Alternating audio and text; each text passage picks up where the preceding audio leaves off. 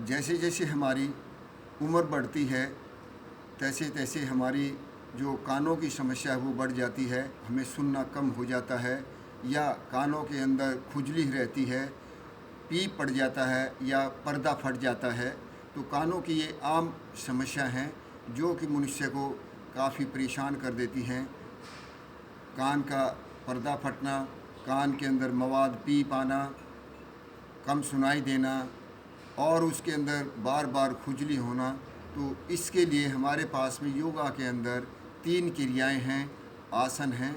उसमें एक तो हम भ्रामरी प्रणाम करते हैं, आँख नाक कान विकास शक्ति क्रिया करते हैं, और एक हम सर्वांग आसन करते हैं।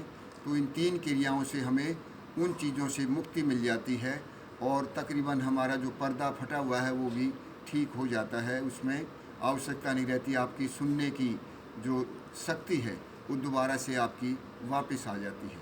तो इसमें हम सबसे पहले जो आँख नाक कर्ण विकास शक्ति क्रिया है उसको करते हैं। इस क्रिया के अंदर हम दोनों कानों के जो ये फ्लैप हैं, ढक्कन हैं, इनको हम अंगूठे के साथ में बंद कर लेते हैं इस तरह से। और जो हमारे हाथ हैं इनकी पोजीशन दोनों उंगलियों के सामने, इसकी यहाँ पर बड़ी उंगली की आँखों के ऊपर, और जो ये अनामिका उंगली है इसकी यहाँ पर नाक की हड्डी बड़ी हुई है, यहाँ पर लेके जाते हैं, और छोटी उंगली की यहाँ पर पोजीशन रहती है। तो इस तरह से हम आँख, नाक और कान इनको हम बंद कर लेते हैं पूर्ण रूप से। नाक को भी बंद कर लेते हैं इस तरह से प्रेस करके, और आँखों के ऊपर ये उंगली रहती है, और कानों को अंगूठे के साथ में हम बंद कर लेते हैं।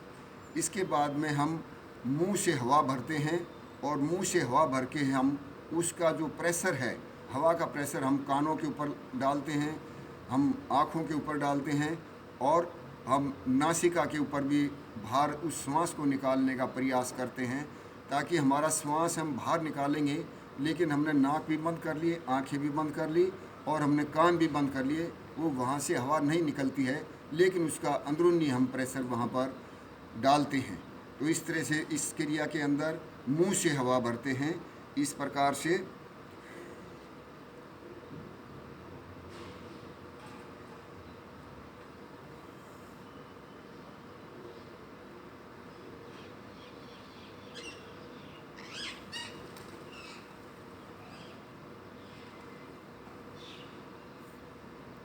हमने पूरा प्रेशर अपनी आँखों के द्वारा श्वास को बाहर निकालने का प्रयास करते हैं, नासिका से और कानों से, लेकिन हम उनको बंद रखते हैं, निकलता नहीं है।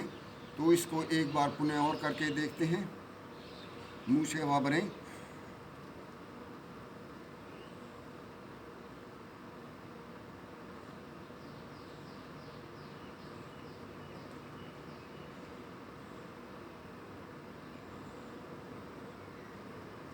तो ये तकरीबन आप 30 सेकंड से 1 मिनट तक इस क्रिया को कर सकते हैं, आराम से हो जाता है। इस तरह से उसका प्रेशर बना के रखें। इसके बाद में दूसरी क्रिया भ्रामरी प्रणाम है। जैसे भंवरा गुंजन करता है, ओम की आवाज़ जो हम करते हैं उसके अंग की आवाज़ उसमें मिक्स कर देते हैं।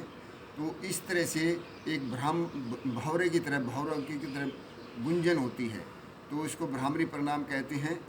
तो इस क्रिया में भी है, नासिका से हवा भरते हैं, कानों को उसी प्रकार से हम बंद कर लेते हैं, कान के जो ये फ्लैप होते हैं, ढक्कन होते हैं, और ये वाली आँख यहाँ रहती है, इसकी पोजीशन है जो इंडेक्स फिंगर की, इसको हम यहाँ पर रखते हैं, और इसको हम यहाँ पर इस क्रिया को नाक के पास में जो हड्डी है अनिमिका उंगली को यहाँ पर रखते हैं इस प्रकार से, और श्वास हम भरते हैं नासिका से, और गुंजन करते हुए इस बड़ी उंगली की पोजीशन यहाँ नासिका के ऊपर रहेगी, और इसकी यहाँ पर, और अनामिका की यहाँ की नाक की हड्डी है, हल्का सा इसको दबाते हैं, ज़्यादा नहीं, ताकि आपकी भंवरे की गुंजन है वो ठीक प्रकार से हो जाए। इस प्रकार से करते हैं इस क्रिया को।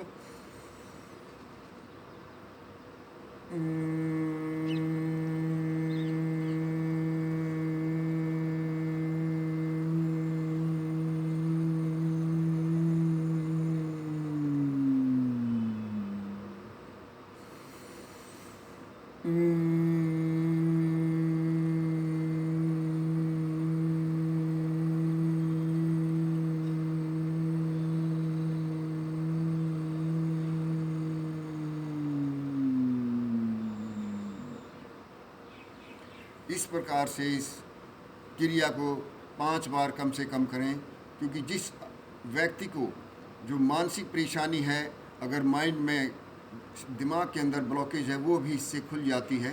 तो भ्रामरी प्राणायाम हम इस प्रकार से कम 5 दफ़ा करें। और आँख नाक विकास शक्ति क्रिया है, कम से कम 2 बार करें। आप बढ़ा भी सकते हैं नियमित रूप से करने से। इसके अलावा हम सर्वांग आसन तो वैसे हर क्रिया के लिए कामयाब अच्छा है, उसमें हम कर सकते हैं सर्वांग आसन को। लेकिन इसके लिए विशेष रूप से आँख नाक कान विकास शक्ति क्रिया के इसमें कान की समस्या के लिए भी ये बहुत उपयोगी है, क्योंकि हमारे में हम सर्वांग आसन करते हैं तब हमारे जो खून का दौर है वो नीचे की तरफ हो जाता है, और जो खून की कमी हमारे मस्तिष्क में है, कानों में है, जो आ जाती है, जिसके कारण हमें समस्या होती है, तो वो इसके साथ में बहुत ही लाभदायक क्रिया है। इसमें हम कमर के बल लेट जाते हैं। कमर के बल लेट के फिर हम इस क्रिया को करने के लिए दोनों हाथ इस तरह से हथेलियाँ यहाँ पर आप गड़ा लें ज़मीन में, और गड़ाने के बाद में दोनों पैरों को इस तरह से 90 डिग्री पर ले आएँ। यहाँ पर कुछ समय के लिए रुकें और फिर पैरों को हल्का झटका देते हुए इसको हम हलासन में लेके चले जाते हैं। हलासन में थोड़ा सा रुकते हैं और फिर कमर को नीचे से नीचे सहारा दें और पैरों को सीधे तान दें। इस प्रकार से तो आपका जो खून का दौर है पैरों की तरफ होता है, अब वो उल्टा हो जाता है, जिससे हमारे जो मानसिक रोग हैं इवन, और जो कान के अंदर भी हमें थोड़ी बहुत जो खून की आवश्यकता पड़ती है वो हमारी पूर्ण हो जाती है। इस तरह से हम पैरों को पंजों को ऊपर खींचे रखते हैं, कमर को नीचे से नीचे सहारा दें ताकि आपके पैर सीधे रहें। तो इस प्रकार से सर्वांग आसन हम 2 से 10 मिनट के लिए भी इसको 2 से 5 मिनट के लिए सर्वांग आसन कर सकते हैं। इस प्रकार से आप करें। वापस आने के लिए उसी प्रकार से हल आसन में जाएं, पैरों को हाथों को सीधा रखें और धीमी गति से वापस आएं।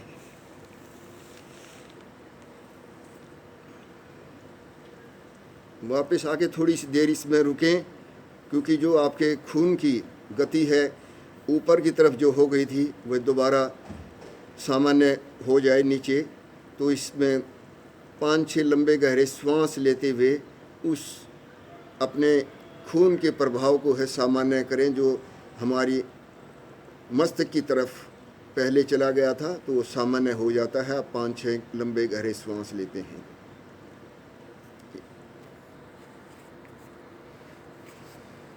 ये 3 क्रिया करने से कानों की समस्या वह समाप्त हो जाती है। नियमित रूप से करें और आप स्वस्थ हो जाएंगे।